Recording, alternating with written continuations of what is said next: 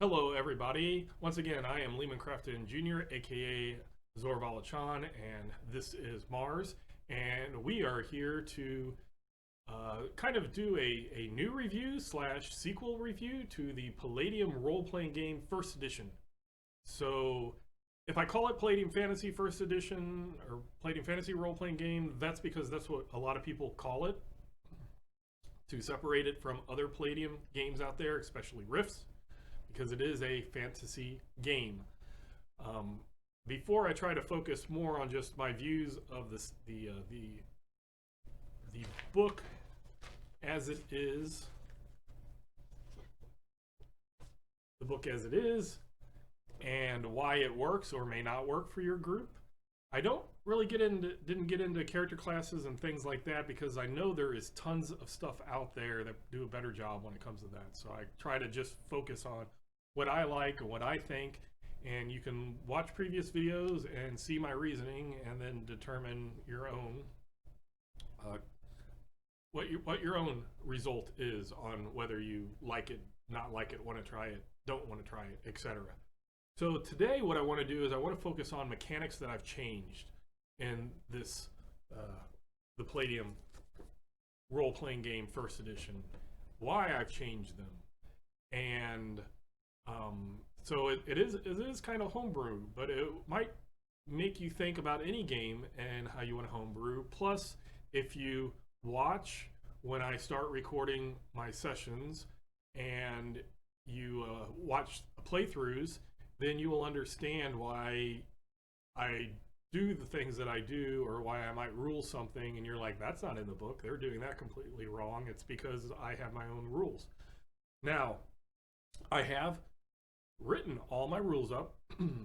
I have made a PDF and I have given it to all my players before they even started making characters. And if anything changes, I immediately notify them. That is important. It sucks as a player to make a character, have a concept, and then a game master, after you've done that, 2 or 3 games into it, and you try to do something, and they say, "Oh, that doesn't work in my world like that. My world like is something different, is XYZ, and normally it's ABC." You should tell them before the game starts what your differences are. You might not need to explain why. Just say this is it. As long as everybody knows, and that's why they're playing. You know, they don't, if they would read it and say I don't like this, then they would just say I don't want to play. Or they say I don't like it, but I like friends and stuff, so I'm going after the plot, and because I like the plot, but I don't like the mechanics. I do that. I've been doing that for the last at least 3 years with Pathfinder. Don't like the system, but I love the adventure paths, and that's one of the things that I've been doing. And when I get to a Pathfinder review, I'll tell you why. But we're not talking about Pathfinder, except for what I just said. Palladium role-playing game, first edition. I enjoy it more than second edition because one of the things I like is that men-at-arms are all unique. In first edition, each man-at-arms, so they have mercenary soldiers, they have soldiers, they have rangers, longbowmen, knights, and paladins, and then even thieves and assassins are with that men-at-arms in the main book. You get things like gladiators, which have an entertainer aspect to it, or crusaders, which are more like paladins in D&D. The paladin in Palladium, which is a 2L because Palladium Paladin, they kind of do a play off of that. They're more just like super knights, like a knight's here and a paladin is there, but they don't get any magical type thing unless they would multi-class. But so they have different character classes and stuff that I didn't talk about, but they're all considered men-at-arms, and men-at-arms each have their own combat style. So at every level, they get different things. Any other of the Palladium books, they all break it down into hand-to-hand basic, hand-to-hand expert, hand-to-hand martial arts, and Basic is basic, expert is better, martial arts is the best because I guess Kevin Sambita just loves ninjas and martial arts. And then assassin, which is equivalent in like to martial arts but bad martial arts. Except for Ninjas and Super Spies, which is a book that has tons and tons and tons of different martial art forms, and all of their stuff is expanded. But Palladium First Edition, I really enjoyed the fact that different men-at-arms classes got different hand-to-hand skills. It made them different. It was another way to differentiate the different men-at-arms. Anybody else could get, sometimes they'd get thief or something, depending on how they were trained. But for the ones who didn't have a specific hand-to-hand combat associated with them, there's a non-combat, non-men-at-arms combat. And that was allowed you as a non-man-at-arms to participate in melee combat without getting your butt kicked, but it wasn't as good. So where most of the other ones went up to 5 attacks around or per round, the non-men-at-arms one went to 4, and the bonuses capped out lower. So it gave them ability to do something, but it didn't give them as good of an ability. Where in later games, if you're able to get that martial arts, you can be just as good in that as the other ones, and then character classes might add stuff and things like that. So I really like that about Palladium First Edition. I like the simplicity of only having hit points. I mentioned the armor or what I consider the armor problem. The armor problem is your armor at some point becomes worse than your physical body. And in all the other games, they add SDC as additional hit points. And that even makes, you can have a level 1 character that has more SDC physically on them than their armor does. And since you can heal naturally, since you can heal with potions and magic, you want to be hit instead of your armor getting hit, which costs time, materials, money, etc. That I disagree with, so I've made house rules on that. One of the things I do like about later systems is what they had for casting spells. They had, they called it potential psychic energy, PPE, and they are basically magic points to cast spells. But it gets to where you get certain spells that cost like hundreds of PPE to cast, and I wanted to bring that in, so I kind of made my own magic point system. If I look over here, it's because I want to kind of go through, I have another screen up, and it has my PDF of my rule changes and things that I kind of wanted to hit on why I changed them, and kind of maybe not exact minutia of what I did, but in general what I did, why I did it, and that way you can also learn how you might do that for your game if you want to play Palladium, or if you want to play any other game. Even when I was a brand new game master at like 14, 15 years old, when I had the cat apparently knocked something down. I will pause to make sure that it's not something broke, and then I will come back. I will apologize again for the pause, but I think you might have heard that, and I want to be sure. Okay, sorry about that. Basically, I had 2 boxes stacked on top of each other to take down to my basement, and the cat knocked the top one off because that's what cats do. So having said that, I'll continue. I wanted to talk about the, talking about my history. So even as a young game master, I had played D&D a few times. I had then bought the Robotech role-playing game and enjoyed that. And from there, I got to this game, the Palladium Role-Playing Game First Edition. Here it's called a Revised Edition. They had a few rule changes, but very minor. But there weren't very many adventures for this. I showed basically all the books, and that was over quite a few years, decade even, of those like 10 to 12 books.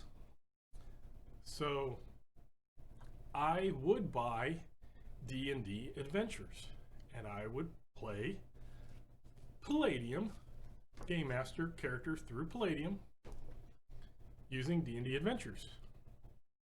I did that with another game that I had that was similar to D&D. To me, it was very easy to convert anything based off of that D20 to roll. You reversed AC. I wouldn't even change hit points or anything of monsters. I would just go with it. And again, I told you, Palladium is a lot of making decisions on the fly. So enemies were casting spells that players couldn't cast. Players were casting spells that enemies couldn't cast. And it's just like, you grew up in different place, different things are available, whatever. There wasn't a need old school to have everything fit perfectly, to everything. You could still come up with reasons and make it make sense. I'm not saying that it was nonsense. I'm saying that you didn't feel like you were forced into something. So I did buy lots of D&D Adventures, and I would take the players and their characters through D&D Adventures using the Palladium rules for their characters. And I even had one time where I had D&D characters, Palladium characters, fantasy characters, and Robotech characters met, and I went through the Isle of Dread, the basic D&D adventure that a lot of people my age know, because it came with the expert boxed set of the BECME basic D&D, and it was fun and had a good time. And so I easily can adapt different adventures to different things. So that's something to think about. You don't always have to stick with what you want. If you get kernels of ideas about something, and especially if there's like threats and there are two fantasy worlds, they probably both have griffins. So you just use the griffin stats for the other book. If they're completely different systems, like if I was doing, say, sending my Palladium people through, say, an Ars Magica adventure, well then I would just try to find the Monster and Manual book, Monster and Animals book for Palladium, find something equivalent that was in the adventure for the Ars Magica, and then just use those stats. But if it's something close, like D&D to basic D&D to Palladium, then first edition, then I just do it on the fly. I mean, it's just something that kind of came natural to me, and one of those things that it just sticks with me. So a lot of times I look at a rule and I decide that I don't like it, or I need to clarify it, because it's too ambiguous for me to give to my party, and I want them to understand what's going to happen. And so we're all on the same page before we even start the game, especially if it's very vital to the character class, so they understand how that's going to affect them. So make the game your own is always what I'm going to say. And this video here is going to talk about mechanically how I am making this game my own. The next video that I want to do, because I don't want this to be a 3-hour video, I would say I don't want it to be an hour video, but who knows how long this is going to be. But I want to do one also about how I'm making the setting my own, by making basically a big conglomerate of other games and places and locations and stuff. So I want to get into that. There's another person who has many more subscribers than me. And if I've pronounced your name wrong, I apologize, but I think it's Matthew Colville, maybe. And he has a great series of how to run a game that I've watched a few of, and I agree with him really a lot. He focuses on D&D, but his things on like how to use 4th edition mechanics to make your monsters in 5th edition better. Completely agree with it. I love how monsters were done in 4th edition D&D, and he does a lot. Like he was actually talking. I had already decided how I was going to make my setting, and then I watched the video that apparently years before he had talked about how he has his own world and how he'll take this D&D, 1st edition module and put it here, and take this one from 2nd edition and put it in. And I'm just like, that's exactly what I do for the exact same reason. So go watch his videos. A lot of what he says I agree with. I'm not a big D&D fan, but a lot of what he uses and says for D&D, I agree with. And I use D&D material. The system itself, I tend to disagree with a lot, but a lot of times I like the way the adventures run and stuff like that. So Again, making it your own, making it personal to you and your party instead of just being cold and clinical. So, mechanics for Palladium that I am changing. I'm keeping combat basically the same. The changes in combat that I'm doing is mainly I'm making it very distinct on what type of stance you take. So at the beginning of every round, the players will tell me if they're taking a magic stance, if they're taking a range stance, if they're taking a thrown stance, or if they're taking a martial, like melee. Palladium calls all their rounds melee rounds, so I don't want to make it sound like it's everything. When I say melee, I will mean personal combat with swords or fists, not from a distance and not magical. So I have 4 stances. You determine it, and that will tell you how many attacks. And they call them attacks, but they can be actions. So you can use an attack to do something like switch weapons or all the things that other games have for actions. So you could use them all for an attack, or you can do different things with them, like say administering a potion to somebody and things like that. So that will determine how many actions, attacks you have, and what other things that you're able to do, and bonuses and stuff like that. But mainly how many things. And it will also affect, because Palladium does have rules, that if a melee person, warrior, goes and hits a mage, then they have a huge chance of not being able to cast spells. So if the mage is in a fighting stance, he doesn't have to worry about it because he's already told me he's in a fighting stance. He has attacks that he can use. But if he's in a magic stance, boom, he can't do it again. So that I wanted to clarify. That's something I don't necessarily see as I'm completely inventing rules. It's kind of implied when you read the rules, but it's never stated, and I wanted to make it so that's stated. So that's one thing. The other thing is a Palladium book itself. I believe there's 13 character classes, and some of them just don't, or sorry, 13 races. All of them don't fit on my world, on my homebrew, but the stats or an equivalent race will use those stats. As an example, kobolds.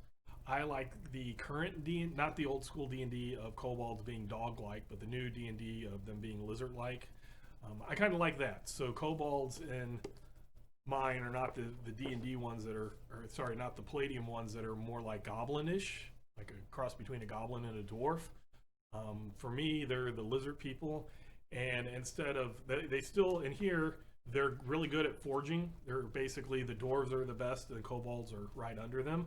I still kind of keep that, but I keep it as a different mentality where the dwarves are, you know, hammer and at the smith and forging stuff, where the kobolds are like taking stuff and modifying it. They're putting jagged edges on it, or they're layering with pieces of junk and things like that.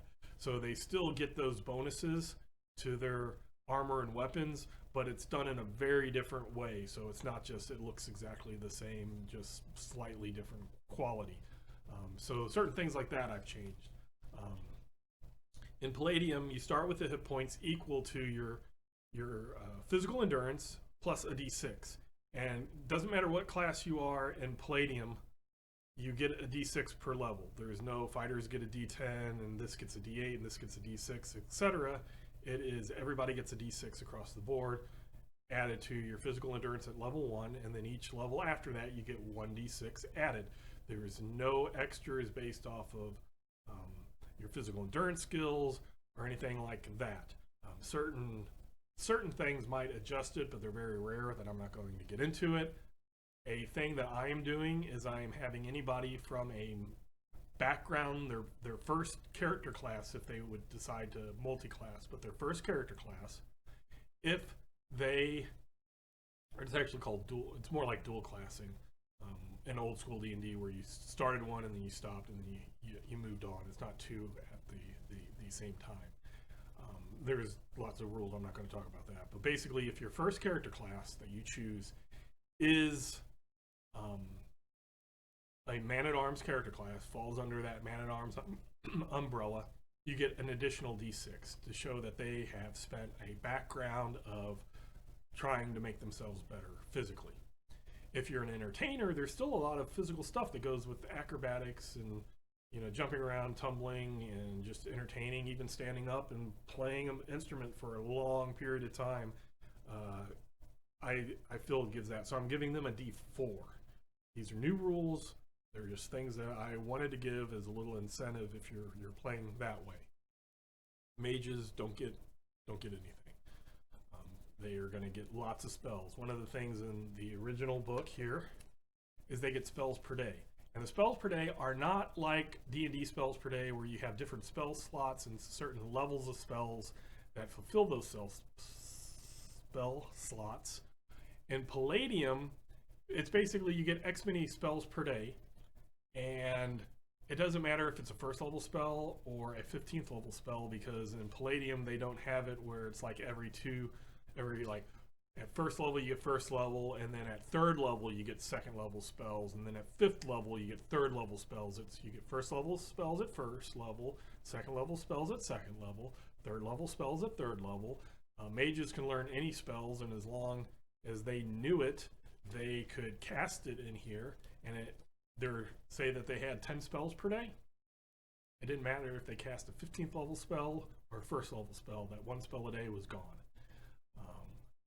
I like the idea of not needing to memorize certain spells. So you basically, the spells per day were how much power you could expend during that day, not I do it and forget it. So you could choose at any time what spell you were doing. So you could do 15 of the same one, or at any time. It's more like the spontaneous magic in current D&D and Pathfinder. But I wanted to give them something. I gave the fighters and the entertainers extra hit points. So for the I kind of took, as I said, about the PPE, potential psychic energy as magic points. I kind of took that concept and I narrowed it down a little so I wouldn't have these huge numbers in the hundreds. So basically, I figured out a way to give people a base of, or give spellcasters a base energy magic points, and then you take the amount it costs is the level of the spell plus the level you're casting it at. So you can choose to cast it under your level, and if you're a mage, you can learn higher level spells. So if you knew a 5th level spell and you're at first level, it would cost 6 points to cast it.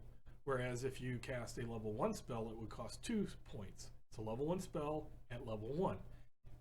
You get to level 2, you can cast that level 1 spell at level 2, and it'll cost 3 points. If you knew that 5th level spell, it would be 5 plus 2, 7 points. Pretty easy, keeps the numbers down, but allows for multiple castings per day, because they start off with usually 1 or 2 spells a day, and I don't like that old school mentality of the wizard casting a spell or 2 and then hiding under the table for the entire fight. Now in here, mages can wear armor, they can wield swords, and they can be somewhat effective, especially if they pick the non-men-at-arms combat option. But I wanted them to be able to be mages, but I didn't want them to be like super powerful and have hundreds of magic points. So I kind of made it so that they could do a few per day, more. They could go through a couple of battles in a day without doing the spell per day. And again, Palladium is vague. What does spells per day mean? There's nothing about you need to sleep and get 8 hours and then you get refreshed in the morning. It's just you got 20 spells a day, 10 spells a day, 5 spells a day.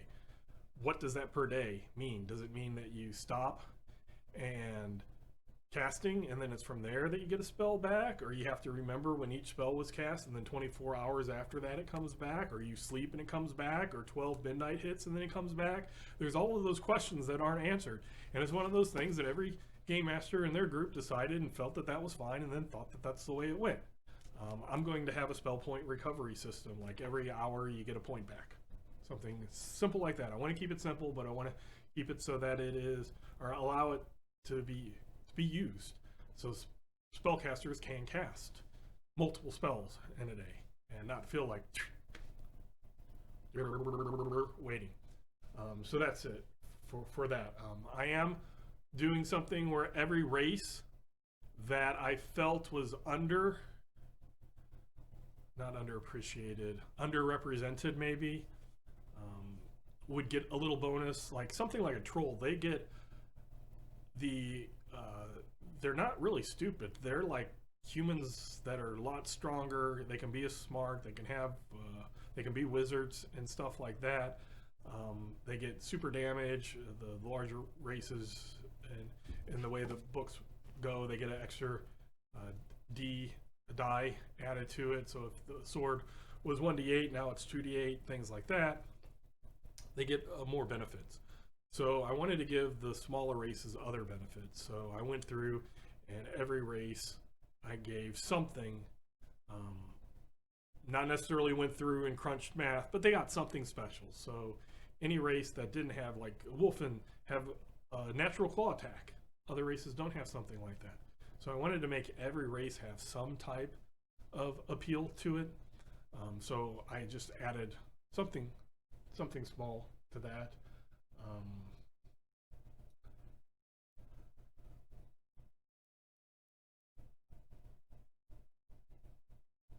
The one thing I did change is I changed the way the armor works. I told you that I think the armor system is broken, and I've explained that a few times now. What I am doing is I'm going to have it damage to armor. If your armor is hit, I consider armor being built to be hit and take blows, but not necessarily that it lasts forever, like in other games where all you do is wear your armor and it never gets hurt, damaged, or anything like that. So what it is it's going to be 1/10 of the point round down is how much damage your armor is going to take if it gets hit.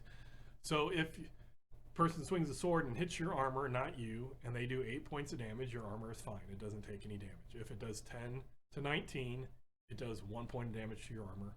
If it does 25, it does 2 points. So basically you just cut off the last number and you add the rest. I think that should be simple, and it should get past that hit me and not my armor. Going on the opposite side with weapons, I wanted to introduce a system that I used in my own game, Dunamis, that I mentioned when I was talking about my history and my failed game that I thought would do well and didn't. But I like a lot of the concepts that I did in here. A lot of this is based off of me playing games like this, and while these two aren't compatible, I took a lot of what I learned from this and put it in here, and one of the things was weapon sizes, and that's also in like D&D and stuff like that. But what I did was I have different weapon dice for different sizes. It's similar to what you might see even in 4th edition. So a weapon might do 1ds, and that S means your die based on your size. So small creatures are going to do that, their size die is a 4. So if it says 2ds, it means they rolled 2d4. If they're medium sized like a human, their size die is a 6. So 2ds would mean 2d6. Large is an 8, and etc. up the way. Now dwarves are small, so what I do with them is they're stocky, so their racial special thing I gave them is they added another d4. And if they're using one of their special made dwarven weapons, they add another d4. So if they're using something that is 2ds, they would actually roll 4d4, which is very equivalent to a large creature, because I wanted dwarves to be very, very strong and have that dwarvish type stereotype of them being strong and hardy and fighting. You get, say, an ogre, a troll, a wolfen, that 2ds weapon would be 2d6. So 44 and 2d6 both max out at 16. The 44 has a couple points different, but you could roll a lot less or a lot more. It kind of goes to the middle more, and it's very similar. It's not the same, and I'm not saying it's the same, and I'm sure mathematical statistics people could figure out all that stuff, but it gives them that ability. Otherwise it would be 3d6 if they didn't have a dwarven made weapon. So there's that. If they try to pick something up and use something else that's not meant for them, then they're going to be 3d4. And I figured that that's good. Something I like. I like the idea. Personally, now you'll learn I don't like gnomes.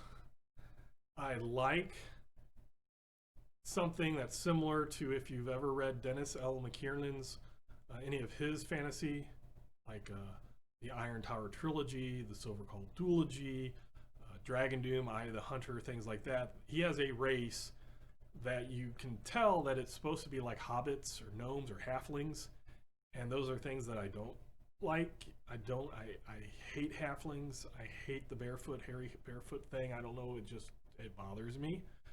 But when I read Dennis L. McKiernan, I really liked his Warros, which fill that role of the small little people that are kind of elvish in his books. And it's very similar to the Dark Crystal, the Gelflings. So in my game, whenever I get a D&D or Palladium and I see a gnome or a halfling, they become, in my game, Gelfkin. So it kind of goes off of that Gelfling, but they're kind of kin to elves, so they're Gelfkin. That's something that I just do because it helps my mental state. It helps me not hate player characters when a player will say, I'm playing a halfling. I'm like, no, you're not. You're playing a Gelfkin, and now I can be happy, and you can be happy, type thing, because we're not calling it a halfling. We're not calling it a hobbit. We're not calling it a gnome. So in my philosophy of them, they're really good archers, even better than the stereotypical elf. So when they use bows, they get those extra dice, d4s. So if they're in combat, they're only going to do a d4 or 2d4, but that's going to double, or one's going to be added, and then if they use their special weapons, it's going to be doubled, and then they can do 3 or 4d4 for ranged things, and that's their special thing. Like I said with the kobolds are any weapon that they get after a little while, they can, file things, make it jagged, make it sharp, improve it, and they get a special little bonus damage added to any of their weapons. And other things don't necessarily all have weapons, but I just make each one have something little special. Now, Palladium, as I said in my actual review of it, is all the races aren't the D&D, you roll 3d6, and then, or you point by, and then you adjust it by a couple, this stat gets 2 and this stat gets -2. Here, it's just different dice for different races. So humans all get 3d6, but other races might get 2d6, 3d6, 4d6, 2d6, 5d6, etc., depending on the race and the stat that they're rolling. And then based off of what they're rolling, then they can choose what character class. And I am enforcing that. In this game, and all my players knew it before they started, is you're not picking a character class. If you want a character class really good, look at what the requirements are. Look at the d6s that the races roll, and try to hopefully pick the race that its stats line up with. Its d6s that you're going to roll for attributes are going to line up for the requirements for that class, and hope you roll well. It's just something I'm doing for this game. I enjoyed it back then, and I want to see how well I'm enjoying it now. Now, one of the players is rolled really, really bad for physical endurance, like horribly bad, and then for hit points and bonus hit points, like rolled 1, they get hit, they're going to die. But this isn't a game that you just run into combat. It's old school combat as battle. So this person, if they like that character enough, then they will find ways to let that character survive a couple of levels and get hopefully roll some 6s on that d6. There is no minimum d6 roll for levels that I'm doing. I'm doing it, that is a thing in Palladium. If you get a new level and you roll your d6 and you roll a 1, you got a 1. If you roll all 1s, you find ways not to avoid combat or hide behind things and not be seen, that type of thing. Think. You have a character and you're working with that character. So you pick your race, depending on what you roll. If you meet minimum requirements, you pick your class, and then you go from there. So yes, that is a very old school mentality. No point buy, no adjusting, no adding an extra d6 and then dropping the lowest one. No adjustments at all. You do the straight roll in this game that I'm going to be doing. Um, One thing I am adding is Palladium has a skill based or a percentile based skill system. But most of them cap out around 98 or so, and their reasoning is nobody's always perfect. And I agree with that, but I think that if you have certain circumstances, should adjust it, give you a bonus or give you a negative. Like if you're in battle trying to fix something or make something, yes, you should have a negative. And here's the negative. If you are trying to make a sword and you have a smithy and you have all the time in the world and you have all the materials and everything, you should get a bonus. So I have a chart of bonuses and penalties depending on the situation. Do you have the right tool for the job? Are you improvising? Are you trying to sneak and it's bright, sunny, and daylight, or is it nighttime and rain, which should help you? So I have a chart of bonuses and stuff like that because I think that brings out stuff and people can look. Okay, I'm taking double the amount of time to do this, so I should get a bonus. It's kind of like taking 10 or taking 20 in other games. But there's only so far you can go until you're just procrastinating and wasting time. So there are certain things like that that I introduced. The deities in this book aren't in my game, so I introduced new deities. Palladium is an interesting system that they don't have separate spells for their priest classes and their mage classes. Basically, their philosophy is the gods know magic and cast spells, and they grant their priests the same things that they know. So they grant the spells that they know to their priests to be able to cast. So priests cast mage spells. They just do it divinely instead of magically. So by that, I had to, my list of deities that I use, I had to say, what do they know? So I had to do a list and I wrote it up and I said, this deity knows these spells, this deity knows these spells, this deity knows these spells. So the players could choose what was based off of, they could choose a priest that believed in this deity or they worship that deity as their patron, and these are the spells that they're able to get. A lot of them I based off of certain ones from this book, but I made them different. So that is able to do. Don't just look at it and go, oh, I have to use their deities because that's what the priest's spells are based off of. If nothing else, just change the name. But it's easy to just go, they know all spell magics 1 through 7. This deity knows all spell magics 1 through 7 as one of these deities does, type thing. I am incorporating all the skills from all the books. There's those two character classes. I'm not allowing the Witch Hunter and the Undead Hunter because I do think they're too powerful for this type of game that I want to do. Let's see.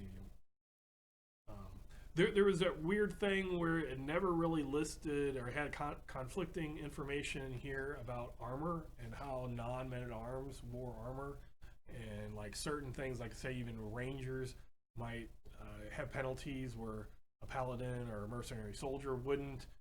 But then they gave one that if you're a mage, you should give this, but during each of the specific character classes, and they call them OCC, occupational character classes. I just say character classes.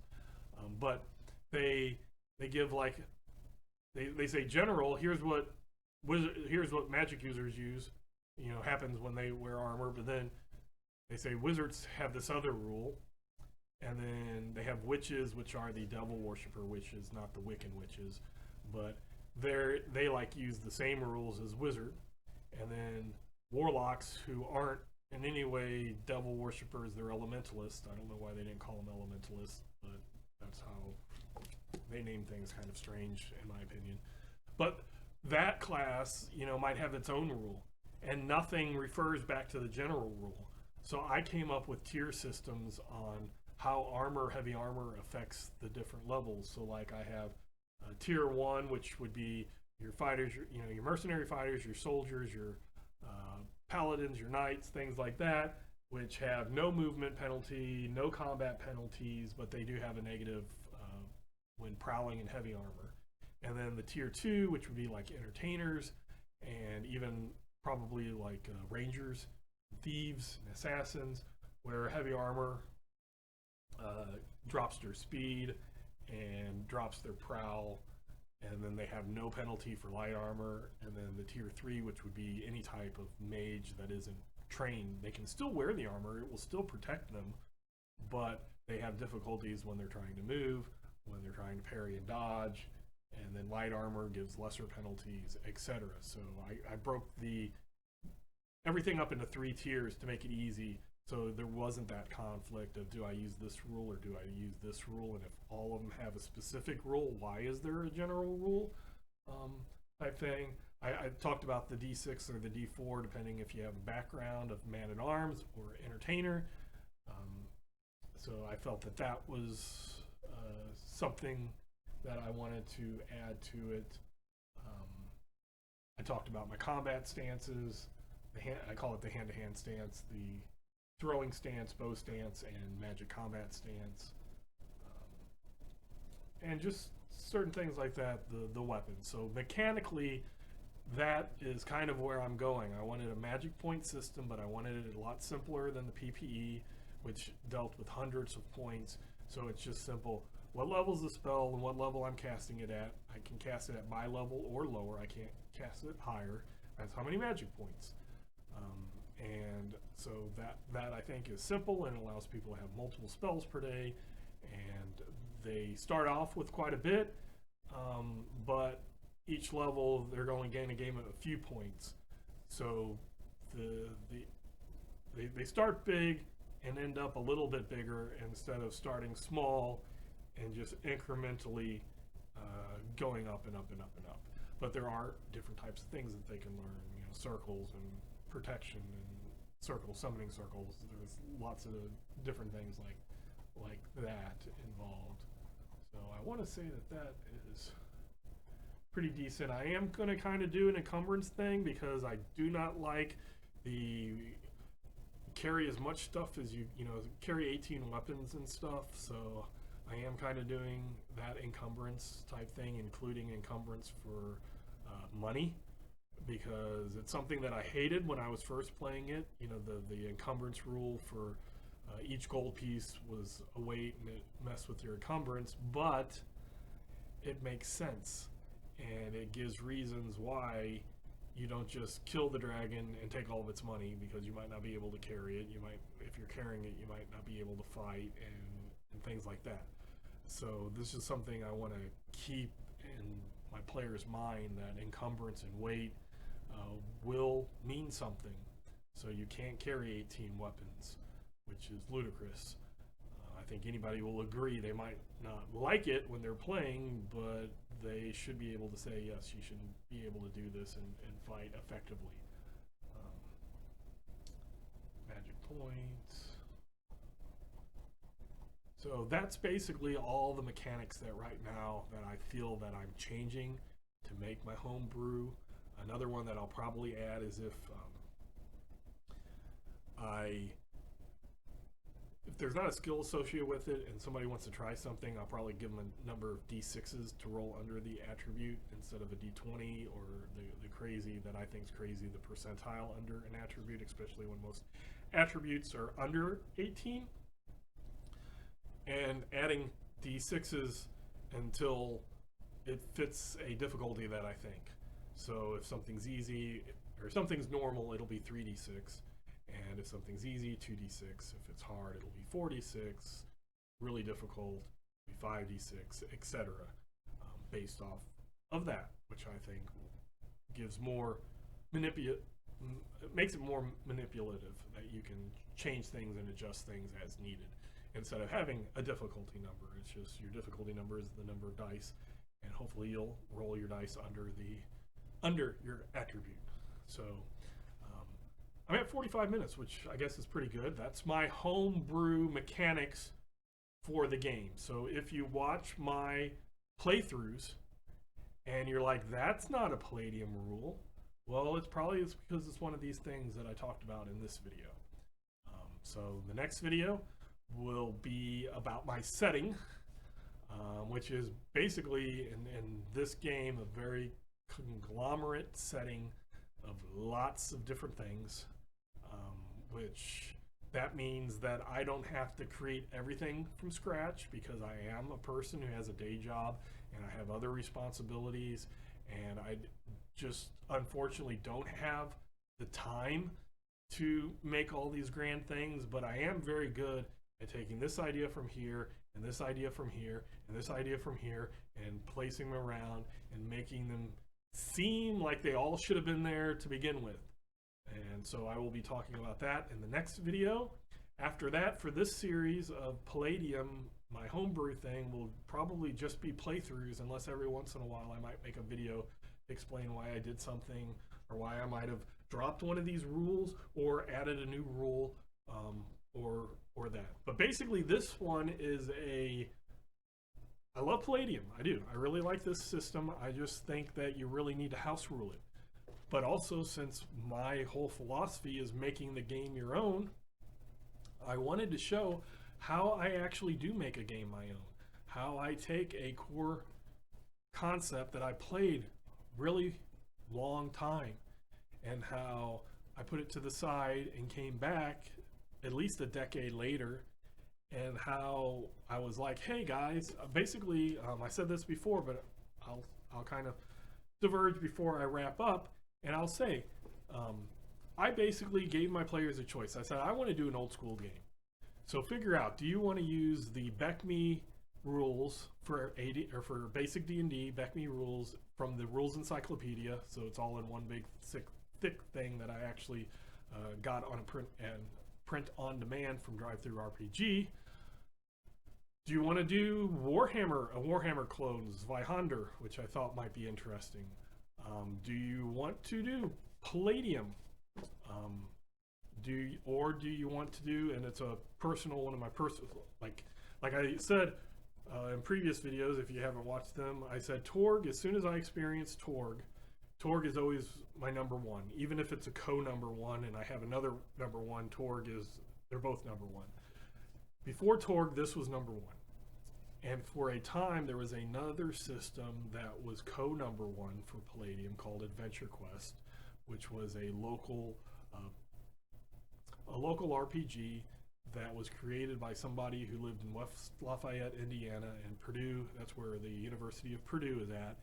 And it was what one of the big gaming groups at the university were in. And I really liked and enjoyed that.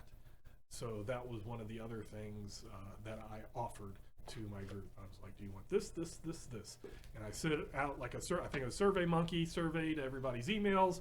So I personally had no clue on who voted for what. And I said, list them how you want them. And I did go, well, if like a majority of people do one and one person has it as their worst, I'll probably see is there a lot more towards two in that. But this game ended up being everybody's first or second choice. So that told me this is the game that they want to play old school style.